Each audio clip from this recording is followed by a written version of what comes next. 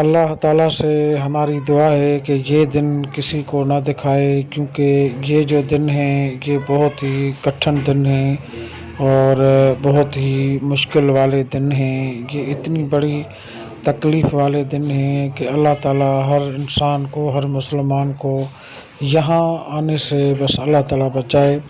کیونکہ ابھی جس جگہ پر میں بیٹھا ہوں یہ کراچی ٹراما سینٹر ہے، جو بہت ہی بڑی مشکل والی جگہ ہے۔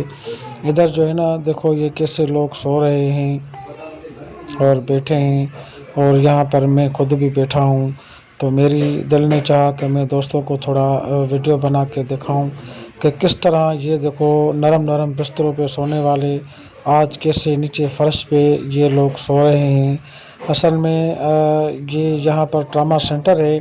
یہاں پر جو کسی کے ساتھ حادثہ ہوتا ہے تو وہ لوگ یہاں پر مریض کو لے آتے ہیں، اور پھر مریض اندر ہوتا ہے اور خود یہاں پر ہی سوتے ہیں۔ ہمارا بھی اپنا مریض ادھر ہے، ہمارا یہ ماسات ہے، اور اس کے اوپر بھی جو ہے نا وہ درخت گرا تھا، تو درخت گرنے کی وجہ سے اس کو سر میں چوٹ لگی تھی۔